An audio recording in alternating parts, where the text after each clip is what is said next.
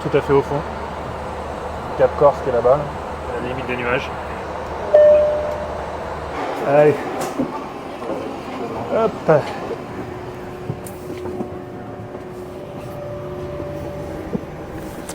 Hop. Allez. C'est clair. Les premières choses, c'est déjà de mettre en route l'avion, de vérifier les systèmes notamment de feu, etc. De faire un premier setup et puis après on vient rentrer notre route et toutes les données dans l'ordinateur de bord qui se trouve ici. Et je te propose un retour par la gauche rapide et on va faire un briefing pour parler un petit peu de la conduite à tenir et des menaces qui nous attendent. C'est un jour de Mistral à Marseille. Voilà, ça sera notre menace du jour, ça sera le vent. On a différentes cartes, applications météo qui peuvent nous permettre de visualiser un petit peu les différentes turbulences. Vous voyez, il y a une petite tache ici, mais c'est en dessous de notre niveau. Donc a priori, ça devrait être relativement calme. C'est pas toujours une valeur exacte. Des fois, on n'en attend pas et on a un petit peu de turbulence. Et des fois, on en attend et c'est moins présent que prévu. Mesdames et messieurs, bonjour, bienvenue à bord de ce vol Transavia, destination de Palerme. Je vous souhaite la bienvenue à bord de ce Boeing 737-800 de Transavia.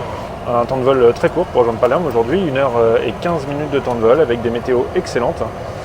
Très belle vue sur Marseille au niveau, sur la gauche de l'appareil juste après le départ et ensuite nous aurons une vue excellente sur la Corse et la Sardaigne avant de commencer notre descente vers Palerme.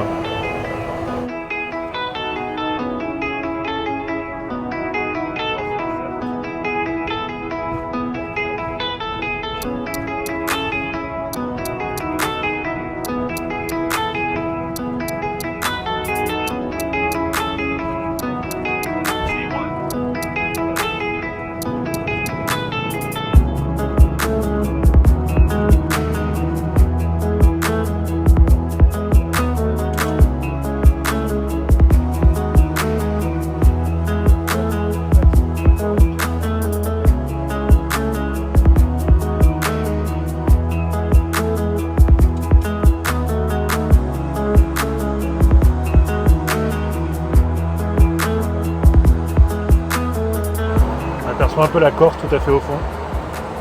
Cap Corse qui est là-bas, à la limite des nuages. Voilà, donc là c'est le moment un peu plus calme. Donc on vient d'arriver en croisière. Jérémy nous a fait donc toute la vérification. On a préparé les plans B s'il y a un problème. Et comme ça, si jamais il y en a un, on n'est pas surpris, on sait déjà ce qu'on va faire tous les deux. Là on attaque la descente dans 25 minutes, 10 minutes avant de se remettre vraiment dans un moment un peu plus actif, parce que le vol est assez court.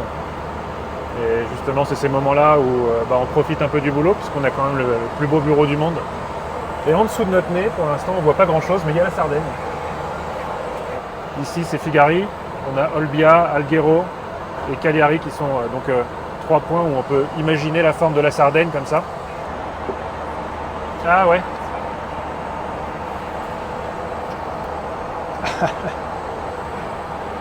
C'est un certificat de baptême de l'air de premier vol. Donc ça, c'est un souvenir qu'on donne aux parents ou à n'importe qui veut. Où on signe de tout l'équipage, on essaye de mettre un petit mot.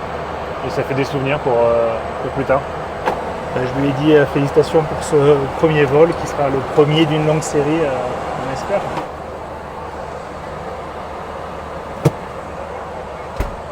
Quand on vole proche de chez soi, c'est toujours agréable de pouvoir survoler la maison et de se dire « Ah, c'est ici qu'on habite, c'est une autre vision de chez nous ».